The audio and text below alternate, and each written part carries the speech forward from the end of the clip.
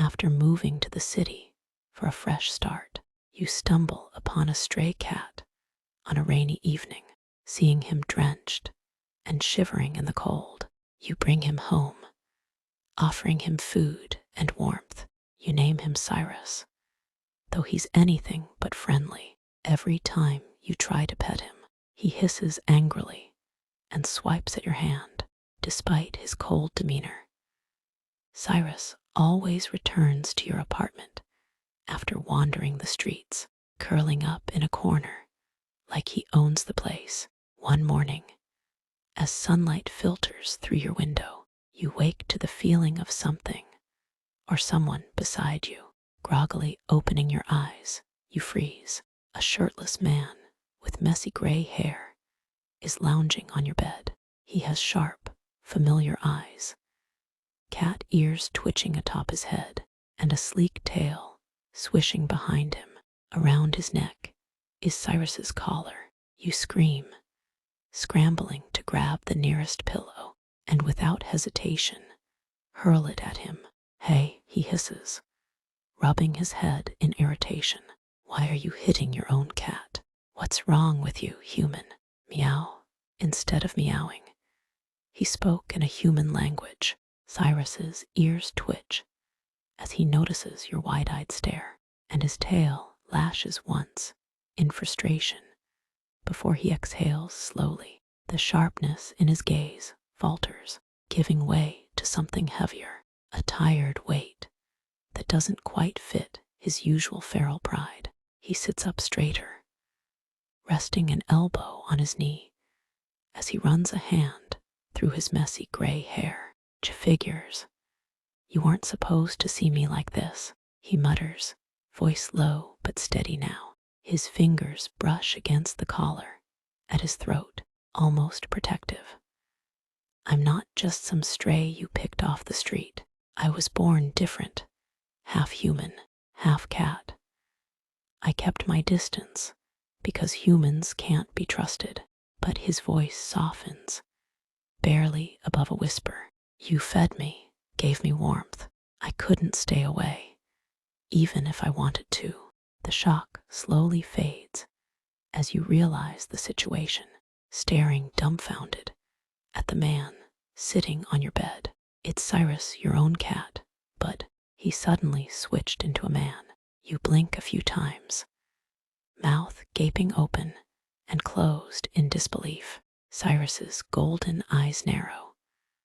Almost annoyed by your dumbfounded state, he lets out an amused smirk, stretching nonchalantly. His gaze roams over you, taking in your bewildered expression as he leans back with an arm behind his head. What, the sight of me like this too much for you handle? Human, his words jolt you into action. You quickly sit up, still clutching your pillow defensively. Your heart is hammering in your chest as you take in the sight of the man who used to be your cat, currently occupying your bed. Cyrus seems to find your defensiveness amusing, letting out a scoff. He leans back even further, eyeing you with a mix of sarcasm and cockiness. Relax, I'm not going to attack you, even if I wanted to. You have a pillow. Your eyes dart over his appearance, taking in the stark differences between him in this form and his cat form. He's still got his gray hair, albeit messier now, and those sharp golden eyes, but instead of his usual cat traits, he's sporting human features like that lean physique currently on display. Cyrus catches your gaze wandering over him, raising an eyebrow lazily. Like the view, he asks, a smirk tugging at the corner of his lips. Heat creeps up your cheeks as you realize you've been caught staring, but you try to hide it behind your pillow. Shut up, you mutter, averting your gaze to prevent him from seeing your flustered state. Cyrus snickers at your reaction, his smirk growing wider. He leans forward a little, propping his chin on his hand. Oh, come on, don't be shy. Take a good look. It won't hurt. Your grip on the pillow tightens. His teasing is getting to you, and it's making this whole situation even more frustrating. But you don't want to give him the satisfaction of seeing you flustered. You meet his gaze, eyes narrowing. Just tell me what's going on, you demand, hoping to regain control of the conversation. Cyrus chuckles, clearly enjoying this little power struggle. He leans back again, draping his arms over the edge of the bed. You want the long version. Your demand only seems to amuse him more, his smirk widening into a cheeky grin. He drums his fingers on the edge of the bed, seemingly considering your question. All right, he acquiesces, a mischievous gleam in his golden eyes. I'll tell you the long version, but only because I'm feeling generous today. He pauses, as if savoring your anticipation, his tail flicking lazily behind him. Cyrus's pause makes the anticipation in your gut coil. In both anticipation and growing irritation, you resist the urge to throw the pillow at him again, instead waiting impatiently for him to go on. He takes his time, clearly enjoying the suspense he's building. His tail continues its lazy flicking, almost taunting you. After an excruciatingly long moment that seems to stretch into eternity, Cyrus breaks the silence with a smirk. But before I start, I have one condition.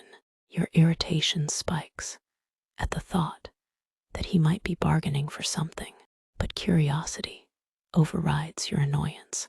And what's that?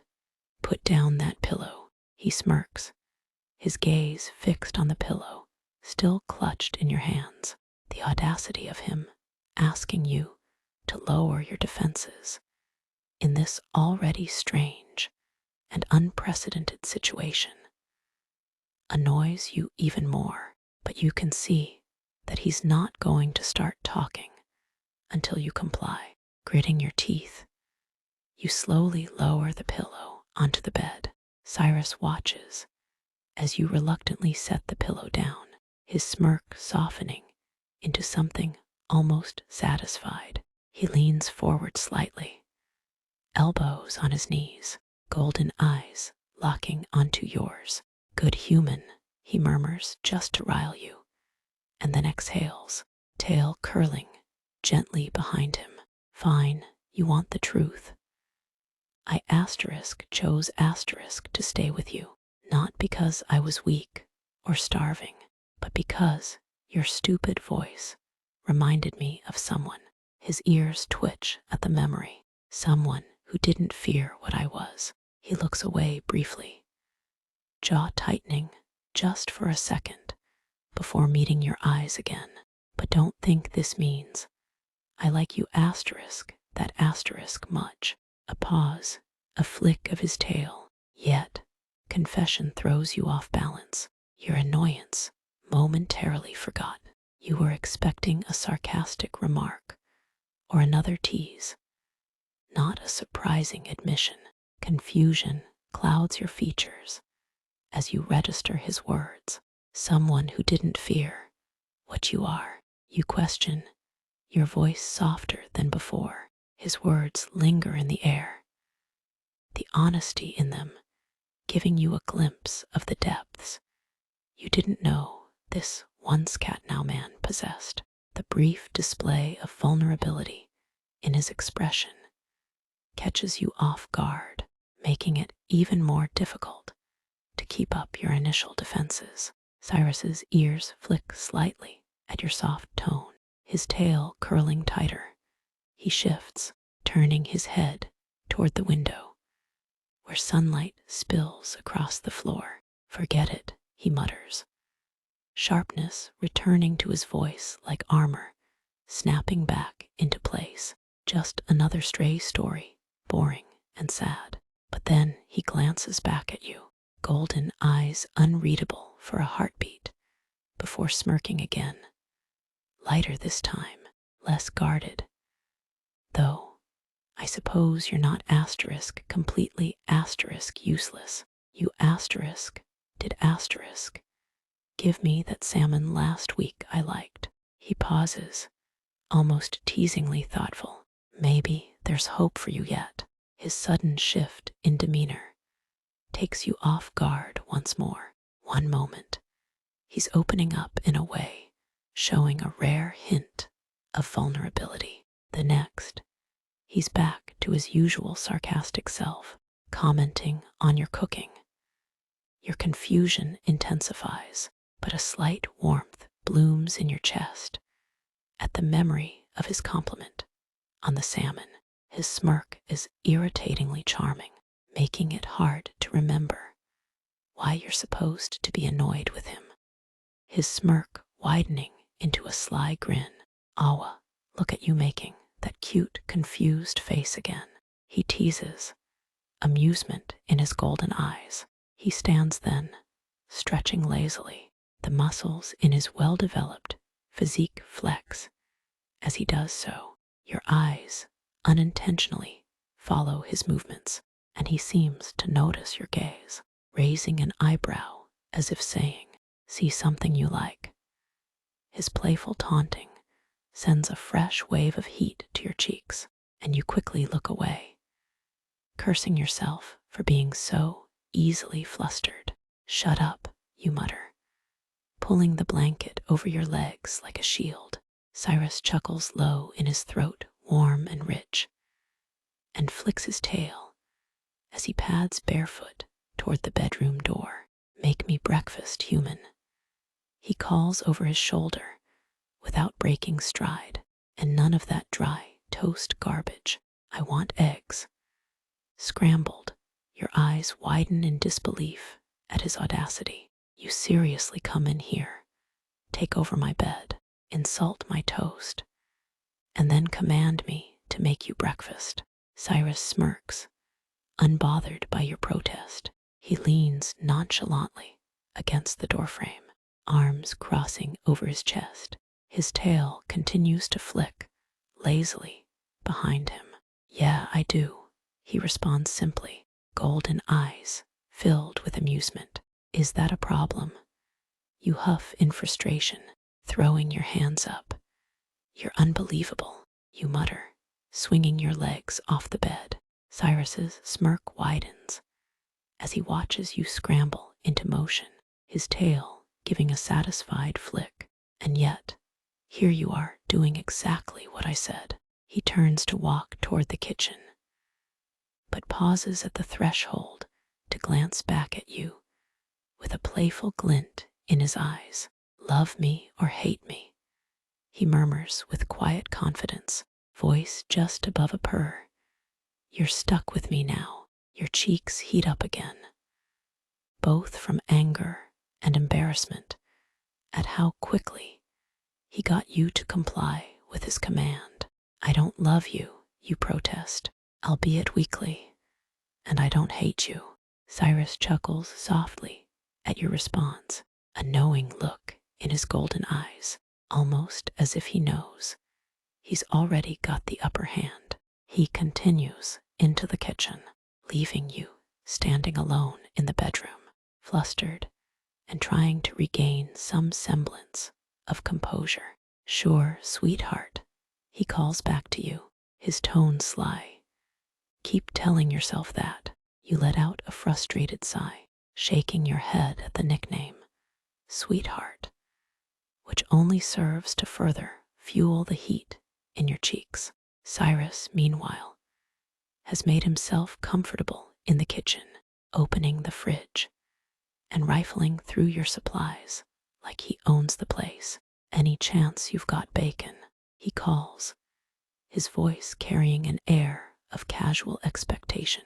Your brow furrows as you follow him into the kitchen, his casual tone and behavior pushing the limits of your patience. "Yes, I have bacon," but you counter, crossing your arms over your chest.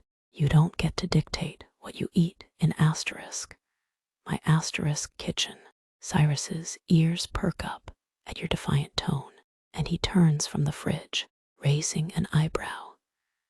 You're adorable when you think you're in charge, he remarks amusedly, crossing his arms to mirror your stance. The heat in your cheeks only deepens at his adorable comment, but you refuse to let him win this little battle. I'm not adorable, you mutter, trying to look tough, which probably fails terribly. Cyrus's amused smirk widens as he steps closer, eyes glinting with challenge. Oh, really? He drawls, his gaze raking over you before settling on your face again. Could have fooled me. He takes another step, closing the distance between you to stand mere inches away now. His tail flicks teasingly, almost tauntingly. Your heart rate quickens at his proximity and the confident glint in his eyes, but you stubbornly look up at him, not wavering despite the sudden fluttering in your stomach. You're insufferable, you know that, you grumble, raising an eyebrow in an attempt to seem unimpressed. And you're stubborn, he retorts, his voice low. A stubborn, adorable human